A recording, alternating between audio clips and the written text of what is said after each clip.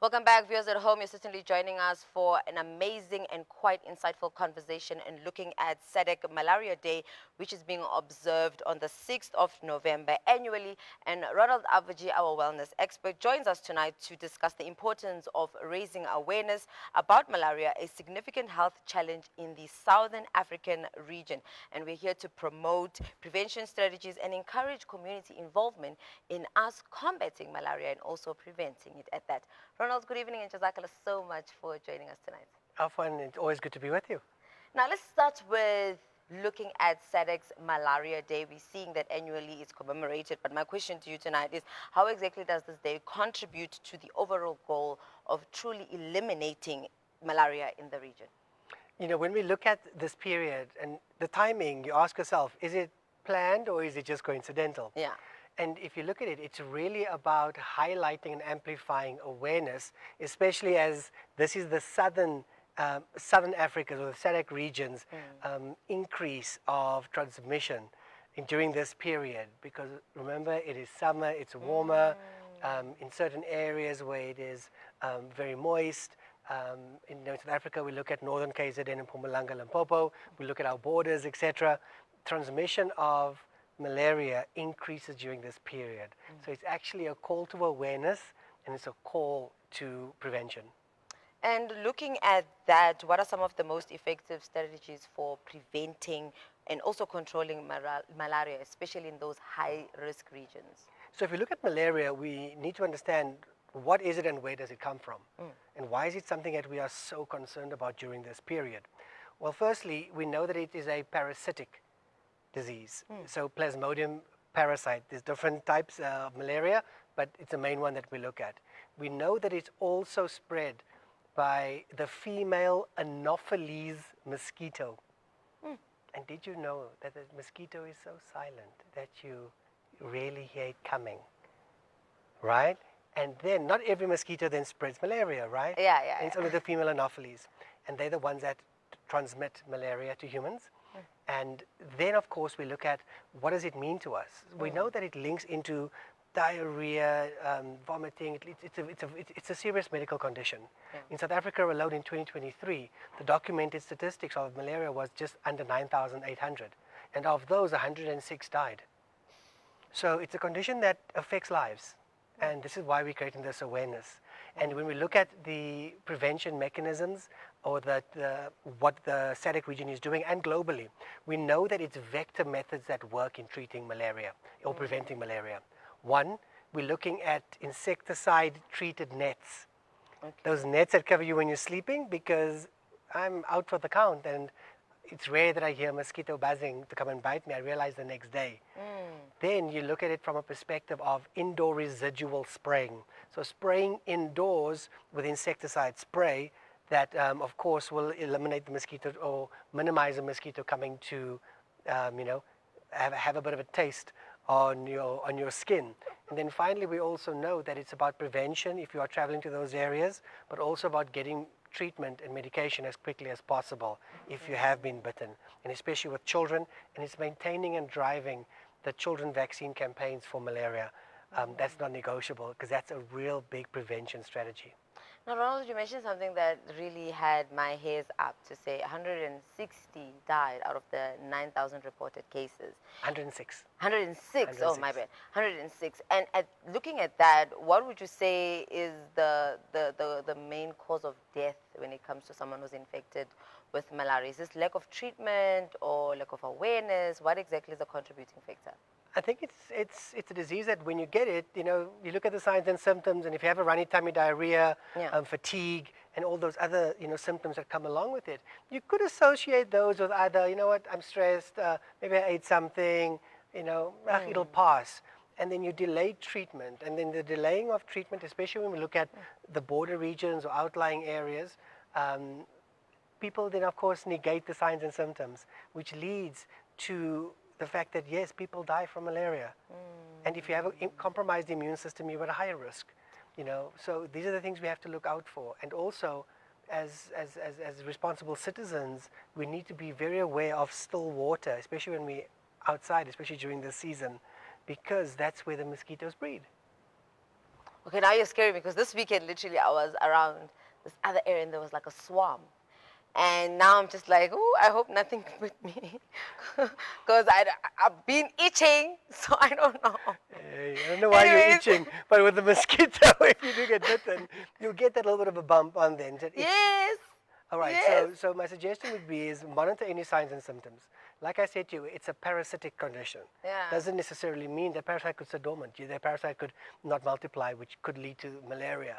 So be very mindful and aware thereof. If you get any of the signs and symptoms, then of course go to your doctor and have it checked Okay, out. fatigue is it one of them?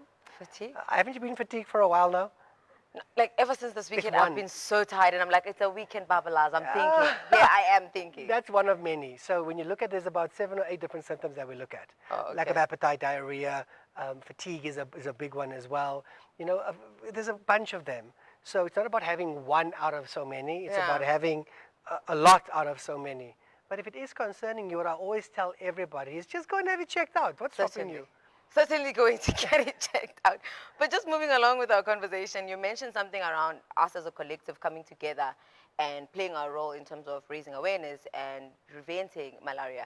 Can you please walk us through in terms of how can communities become more involved in malaria prevention and awareness efforts? It starts in our households. If we choose not to listen to what the vector controls are telling us, what the data and the science is showing us, that we need to have the protective nets, interresidual spraying, insecticide-treated nets. We need to be a lot more aware, especially with our children. If we choose not to go and get vaccinated and your child is bitten and you're in one of those areas where there's a high concentration of the Anopheles female mosquito, then, you're accountable. So as much as what we look at government for policies and organizations to support it, it's not a money issue. It's actually a household issue. Because we need, through our household habits, is where it starts in order to prevent. It starts there. So if we as a community don't spread the word, linking with our healthcare workers, building education drives and initiatives, literally if you're out there and you know that it's a very hot day and in an area where there's a lot of potential transmission, then wear longer sleeve clothing, like like your top that you're wearing, if possible. So it's just about the awareness and the household habits that we bring in and how we spread the awareness so that we all can understand and adjust our actions accordingly to prevent rather than treat. And I think now I'm going to come in as a devil's advocate, especially when it comes around individuals who are living around swamps. And oftenly for them to now pull in or reel in the government into the conversation, one would argue to say, I live near a swamp and economically I'm stranded because now it's a thing of I need to, provide for my family. Basically, I don't have the financial backing to be buying the nets and so much more. What would be your message to those individuals? That there are opportunities available if you look beyond what's in front of you. You cannot use government as an excuse.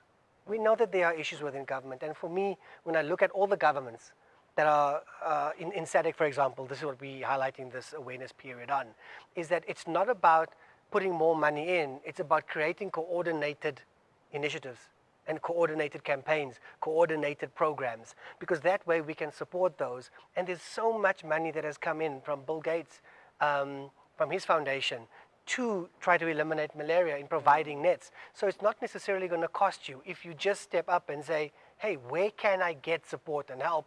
And it will be available in that, more often than not.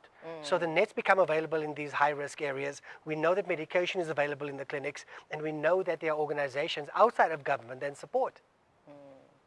So how important is it for you to look out and prevent malaria? Because the cost of the impact to your family and yourself if one of you get malaria compounds the financial burden. And the same principle applies to diabetes and all the other diseases we speak to. If you say, I don't have things to eat, great, government's not giving me food to eat. There's soil, can you get seeds, and can you plant? I'm not saying, that's a solution for everybody. What I am saying is everybody has opportunities for solutions. But what are we doing to shift from excuse to owning it from a household habit perspective, irrespective of where your household is? I think this reminds me of what Divine was sharing with us to say challenges are an opportunity to looking at things differently. And I guess if you're someone who is, faced with such a challenge where I live in a swamp and these are my issues, so it's all about trying to find ways of, like creating opportunities for yourselves to better protect yourself as well as, invest into your health like that. But moving along, speaking about government and their role in terms of, raising awareness and preventing malaria, please highlight to us what exactly is their role and what sort of campaigns are out there, including the international organizations. So when you look at what government does is government has allocated this day and they support it to the best of their ability with the resources that they have and the infrastructure that's available. But it starts from a policy level as well. Are they open to receiving additional funding, additional support from global and or local organizations? I mean, we know that there's organizations for many things. There's a Heart and Stroke Foundation. There's the Diabetes Foundation. There's a Mental Health Foundation. So there's so many foundations that are NGOs, non-government organizations or non-profit organizations, NPOs, that support through driving education, through mobilizing community advocates and champions. And what government can do is look at it from a coordinated approach, and I believe that that is what is missing. Because often it's working in silos rather than saying, how do we collaborate to elevate awareness and to mitigate the transmission of malaria. So I think there's a massive gap there.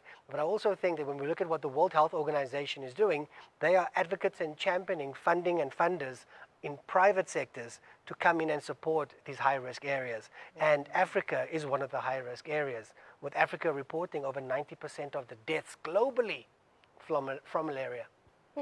Now, earlier on you mentioned the idea of a net, and now I'm thinking to myself, with all these technologies that exist and the AIs and the likes, are there any, technological advancement or innovations around malaria prevention outside of a net? Because maybe when you're opening to go to the bathroom or to go to somewhere, then the mosquito, comes in and it's like busy waiting for you to take a nap so it can...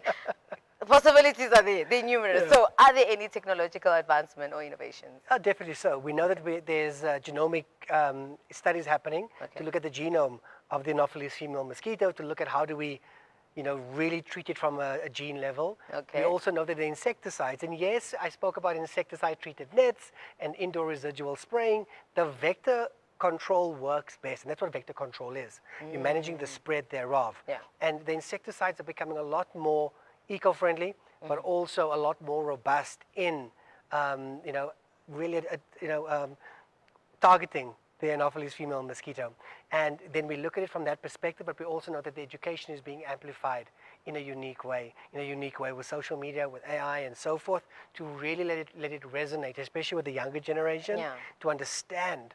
And you've got to speak in different languages and means to Gen Alpha, Gen Z, Millennials, and then Gen X's. So that's really where the technology and the next steps for the treatment, for the identification of the causes, treating the mosquitoes from a gene perspective, better insecticides, and inshallah we will be able to eradicate this in the next couple of years. Inshallah, we pray for that. And now, Ronald, you mentioned the idea, or rather to say that there are treatments in clinics. And we've heard the conversation around getting your treatment in clinics, whether it's for high blood, whether it's for anything outside of malaria. But my question now is, would you say access to those treatments is equitable, looking at those very vulnerable, communities? No. Okay. And I'm hoping you will actually elaborate to us what are some of the barriers to that and how we can actually address that. Yeah. So it's not equitable. It's a fact. We live in one of the most inequitable societies in the world. We can't deny fact and sell hopes and dreams and sparkle and shine. The reality is I would not go to a clinic and wait in queues for medication, get to the front and be told there's no medication. The reality is that if we look at corruption in our country, especially within our health sector, it's something that is really playing its way out there. It's unacceptable in every ways and means, because how do we, 2 billion rand from one hospital being fleeced out impacts how many lives in that community? Tembisa is a massive community, and there's no support and help in that context. So if we look at even outlying areas, our resources are being drained because it's not being targeted and focused. Here's the other reality. There are so many medical conditions out there. Our nurses and doctors in the outlying areas at the clinics are also strained and drained. So it actually is that coordinated, organized, structured program that I spoke to look after those that are the custodians. But the reality is that to the best of our ability, if you do get malaria, is to try to get medication in any form and way that you can. Clinics might not be accessible or have stock. You might have to wait in queues sometimes for days in certain areas. That is unfortunately the reality that certain areas are facing. Not just unique to South Africa, but it's global, especially with developing economies and developing countries. But prevention, well, that's where we sit with a lot more control, right? Whether you go and find who is an organization that's providing nets in this highly malaria transmission area, or who's got indoor residual spray, foggers, or whatever it may be, that is accessible because people are really providing that outside of the government space. So it's a hard reality to face, but that's our reality. I want us to head over to a clip, and when we come back, I want to find out from you, are there any homemade remedies that I can look into if I'm suspecting that, yay, somebody came and, sipped my blood without my consent? But for now, let's head over to Dr. John French, a pathologist, on top 5 tips for avoiding malaria. We'll be back.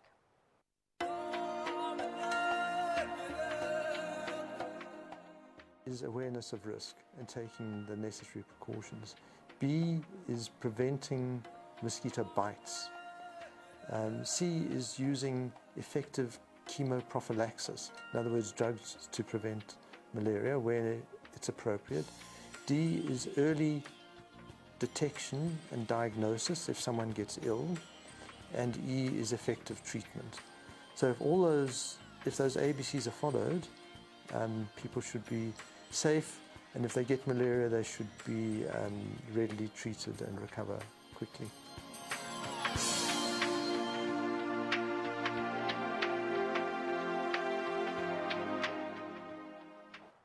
Viewers at home, that was Dr. John, who was sharing in the top 5 tips. So simple, and I was expecting something very robust, but yeah.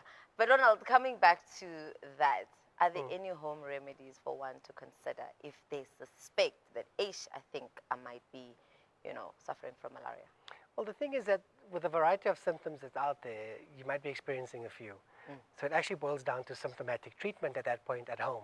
You want to definitely boost your immune system, so you don't want to really go and pig out on junk food and highly processed foods. You want to maximize your body's ability to fight this parasite. But there's a lot of times where there's immune compromisation, there's high cortisol levels, and you do need medication.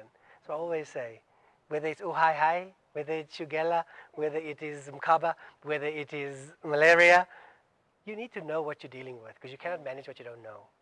So those are some of the things that you look at. Yes, there are some herbal teas and things that you could put together to help boost your immune system and your body's ability to try to fight the parasite.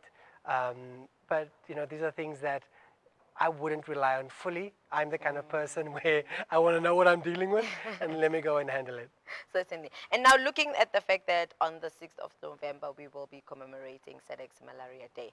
And in closing, or not even closing, sub-closing, I want to find out from you, what would be your message to our viewers at home around, malaria awareness, prevention, education, and all these things that we need to know as the, greater public in playing a hand where malaria becomes a thing of the past? So, this is a prop that we put in here earlier. You think there's water in here, but what if I told you in this bottle that was sitting here the whole time is a mosquito? So let me open it and release it. And as you do that, you'll find that people will start sitting back and being like, dude, that thing what type of mosquito is it and can I get it? So in Afrikaans there's a phrase, die wat wil nie hoor nie sal maar voel. English, those that don't listen will suffer the consequences. So my thing would be is, amplify the message to the best of our ability in the micro community that you can control through your WhatsApp group, social media. But then, how are you adjusting your household habits? Because that's where it starts. What could happen at a top-down approach is often what we look at, but this instance with malaria starts from a household approach in not leaving windows open. Literally, if you have access to repellent, rub it on. You can even spray it on your clothing. It's been shown to be safe, right? Longer type of clothing that you could wear. Lighter materials. be as proactive as what you can in your household if you are in a high transmission area. And two is just spread the message, spread the word, and don't wait till it's too late. If you do or are concerned because Aisha chose to go to a swamp to go, and Maimuna wanted to go to a swamp to go visit in a swamp, then please go and have it checked out so that you can have the peace of mind. No, actually, the place I was visiting was next to a swamp. But any closing thoughts, Ronald, before I let you go? My thing is this is, we often wait till it's too late with many medical conditions, and we often look at these awareness days and say, ah, it's just another one. The 6th of November is actually such an important day for us to remind ourselves on the importance of this. Because what if your family members in South Africa were one of the 106 that died, or one of the 9,800 that were infected with malaria and were incapacitated and had so many weeks to deal with it? It's concerning. But we often wait till it's too late, or when it affects someone near and dear to us. Don't wait, just prevent. Ronald, Jazakallah so much for coming in without fail and making something so intimidating quite, palatable, if I can say so. Jazakallah so much, Ronald. Afwan. Viewers at home, as you heard it from our guest tonight, is all about proactiveness. Be it educating yourself. Ask yourself, do you know the symptoms of malaria? Do you know what you need to do if you suspect you are, infected by malaria? Do you know how to help a loved one if they are infected by malaria? These are some of the questions we need to ask ourselves as we are heading over to the 6th of November, where we are officially commemorating SADC's Malaria Day.